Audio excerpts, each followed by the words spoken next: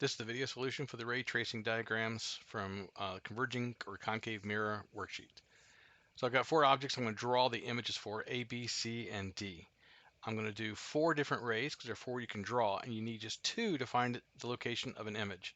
So I'm going to take turns switching through pairs of rays so you can see how they're all done. I'm going to start with ray 1, that's bouncing a ray off the vertex at equal angles. Now when I'm doing this, I'm going to ignore the curve on the mirror and make what's an approximation. So this is my approximation line.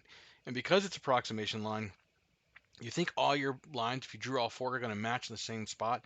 But if you're drawing this by hand, they'll probably be close. I doubt they'll match at the same spot. So here's A. It's going to come to the vertex.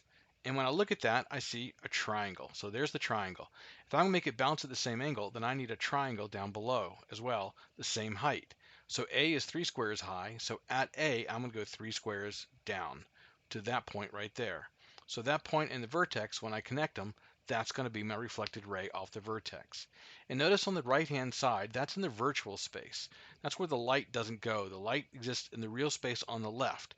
So it doesn't go to the right-hand side. That's the back of the mirror, so that's the virtual space. So I'm going to draw a dotted line for that just to indicate where it would be in the virtual space. And you'll see that's going to be important. So get used to drawing the virtual lines as well as the lines in the real space. Okay, second line. That's ray 1. Ray 2 is going to be parallel to the optical axis to the mirror and then bounce towards the focus. So parallel till I hit my dotted line, not the curve of the mirror, and to the focus. That's the real line, and the virtual line is the dotted line on the back. You can see in the virtual space how the dotted lines are spreading out. They're diverging, but in the real space, they're converging. And where the two lines cross, that's where the tip of A is going to be located. The tip of A, because the rays come from the tip of A, the bottom of A is actually on the optical axis, so it won't move. It'll still be on the bottom. So this is how I draw the image. It'll start from the bottom and go up to the tip where the two rays cross. So there's A. Now let's go for B. So for B, I'm going to draw ray 3 and ray 4, starting with number 3, and then I'll put my approximation line back. And starting from the tip of B, I'm going to draw a ray that's through the focus until it hits the mirror, my approximation line actually. And at the approximation line, it's going to go parallel. Half the ray is in the real space on the left, and the other half is in the virtual space on the right. And you do have to draw both. So that's what the ray is going to do. Ray number 4 is going to be through the center and reflected back on itself. It's the easiest one to draw. So I'm going to go from the tip of B down through the center. Whoa, B is located at the center. So that's just going to be a vertical line going from the tip down to the center. And where these two rays cross, that's going to be the tip of the image of B. And the bottom of B will be on the axis. So this is going to be pretty easy. B is going to look like that little piece right there in black. So now I've got A and I've got B. I know it looks like it's C, but remember that stands for center. That's not the point for arrow C. Okay, back to C. Ray 1, bounce off the vertex at equal angles. So I'll come in, there's my approximation line, hit the vertex at the approximation line, and then bounce. There's my point in space. I'll connect my 2 points, and that'll give me equal angles, and I've got a real line and a virtual space line. My second one is going to be ray number 2, that's parallel to the optical axis to the mirror and then bounce towards the focus. So parallel till I hit my approximation line, and then through the focus. On the back side, they're diverging, but on the left side, in the real space, they've crossed. So that is where the image for C is going to be located, and that's the tip of C, because my light rays come from the tip of C. So I'll start at the axis and go to the tip of C, and there's C. Okay, so here are my images, A, B, and C, moving from right to left now. So what I'm going to do here is throw you a little curve. I'm not going to draw D yet. I'm going to draw the line for F. And F is right here at the focus because I want to make a point about this.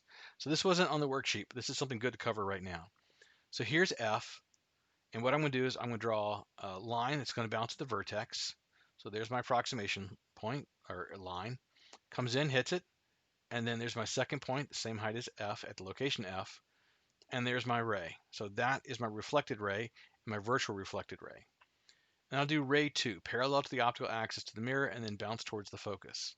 So here comes ray 2 and then to the focus. And I look at these lines, they don't look like they're going to cross anywhere.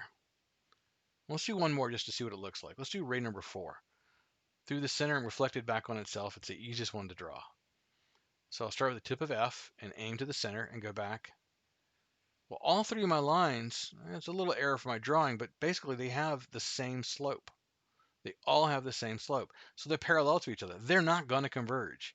In fact, we would say the image would be found at infinity because we'll never see it. So when something is at F, when an object is at F, you will not see the image. Its focal length is at infinity, so it's not going to be there. Now, let's switch gears and talk about D. So there's my approximation line. And for D, I'm going to draw ray 3 and ray 4, so through the focus to the mirror and then parallel to the optical axis. So from the focus, I'm going to go up until I hit the parallel lines the approximation line. Then I'm going to go parallel to the axis. And you can see I've got my line, part on the left side, which is real space, part on the right side where it's dark and the light doesn't belong, that's in the virtual space. Now I'm going to do ray 4 through the center and reflected back on itself. So from D to the center, and you can see I've got it in the real space on the left. And on the right-hand side in virtual space, oh, this is a switch. On the left side in real space, the two reflected light rays, they diverge. But on the right side in virtual space, they actually cross each other. They've converged to a point, and that's going to be the tip of D. So there is where D is going to be located. Now I'm going to add something. I'm going to add E, and I'm not going to draw it, but I'll show you that E actually fits right about here. So that's what E is going to look like. And that's for the next question I'm going to do that isn't on the worksheet. Let's try to look for some trends here. What are the trends? I start at A on the left, and then I move towards the mirror, the concave mirror. And as I do that, everything's fine until I get to the focus. So as my object moves in, A, B, C, my image moves out. They go opposite directions. So they're going to go in opposite directions. And also, it's going to get larger and it's move out to infinity.